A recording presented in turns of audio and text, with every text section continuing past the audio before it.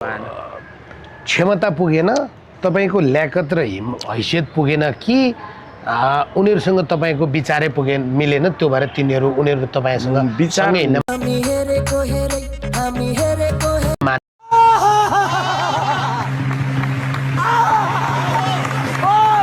महानायक राज समालसँग सम्बन्धित थियो जस्तो लाग्छ।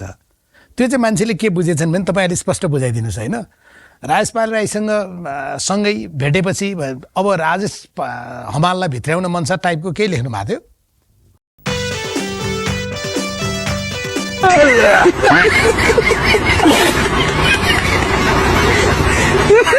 थियो उहाँहरुसँग तर खास त्यस्तो तपाईको क्षमता पुगेन तपाईको ल्याकत र हैसियत पुगेन कि उनीहरुसँग तपाईको विचारै पुगेन मिलेन त्यो भएर उनीहरु तपाईसँग विचार हैन मानेनन् भन्नुभयो। त्यो हेर्नुस् आफू नगर्ने अरूले गर्दा खोटा तान्ने हैन। कति धेरै विवादमा परिरहेको अर्क साङपाङ भन्ने पनि हो नि। आगो त देश बनाउन होला। विवादमा त के कसरी पर्यो र विवादमा? हरेक विषय तपाईले विमानस्थलको नाम लिँदा विवादमा पर्छ। तपाईले पैसा मान्छेहरु जो छन् नि सुन्नु न, जो मान्छेले मलाई गाली गर्छन् नि उनीहरुको जीवनको हिरो पनि मै हो।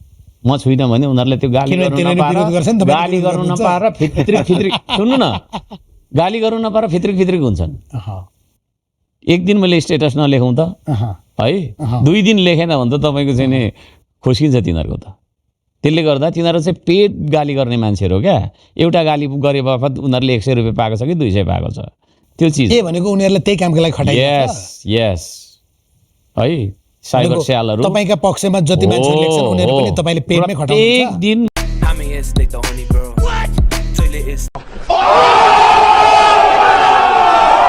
जनले त तपाईलाई तानाशाह विधि नभएको पनि भन्नुभयो नि तपाईको पद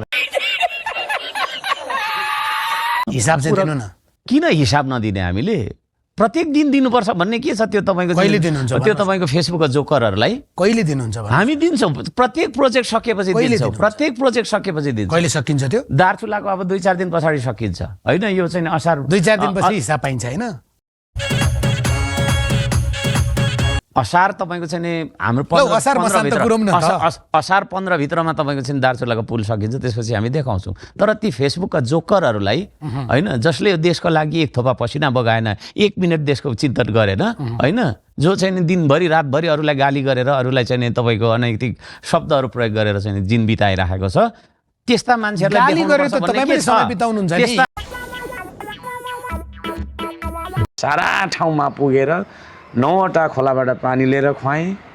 एउटा खोलाबाट पानी लिएर खुवाउँदा त विश्व रेकर्ड राखेँ मैले हैन। यति धेरै मान्छेले प्रेरित गरेर काम गर्न सक्ने मान्छे रहेछ यो भनेर चाहिँ वर्ल्ड रेकर्डले रेकगनाइज गर्यो मलाई, वर्ल्ड रेकर्डले है। त्यो चाहिँ तपाईको दाबी भयो। तपाईकै वडा अध्यक्षले के भन्नुभयो भने 3-4 लाख लिटर पानी लिएर आएर अनि यस्तो चाहिँ गफ नलाए पनि हुन्छ। कुन चाहिँ वडा?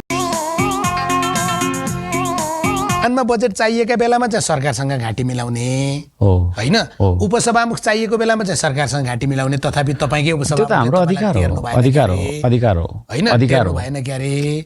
अनि जब तपाईलाई अन्य विषय लाग्छ त्यस पछाडी सरकार हैन। यस्तो छ अब तपाईले हिजै म यो सोध्छु है भनेर भनेको के मजा आउँछ? त्यो बनाऊ उत्तर दिन्थे मैले। तर सानो कुराले पनि चित्त दुख्छ। ढुकुरको जत्रो छाती छ तपाईको। जस्तै हिजो श्रम गर्छ र श्रम गर्नुपर्छ भनेर सबभन्दा धेरै चिच्याउने र त्यसको पैरवी गर्ने हर्क साङपाङ चाहिँ अहिले सिंहदरबारमा आइसके पछाडि चाहिँ श्रम होइन नारा धेरैतिर लाग्यो हैन। मैले सङ्घर्ष गरिरहेको छु, त्यो देशै रहेन भने त्यो पालिका रहन्छ त? यो अहम प्रश्न हो कि। तपाई मन्त्री र प्रधानमन्त्री नहुँदा नि देश त छ त। संसदमा चाहिँ देखिन के थाल्यो भन्ने छ भने खास गरी श्रम संस्कृति पार्टीलाई हेरेर कुकुरले पुच्छर हल्लाउँछ कि पुच्छरले कुकुर हल्लाउँछ भन्छन्। तपाईको नाम पछिल्लो दिनमा चाहिँ जसरी अर्कराज राई साङपाङ हुँदै थियो अहिले चाहिँ राष्ट्रिय स्वतन्त्र पार्टीका समर्थकहरूले अनि राष्ट्रिय स्वतन्त्र पार्टीका नेताहरूले र सामाजिक सञ्जालमा पनि खास तपाईँको नाम चाहिँ हर्कराज राईको सट्टा विरोधराज राई राखेका भए एकदमै राम्रो हुन्थ्यो। उहाँको कामै विरोध विरोध र विरोध।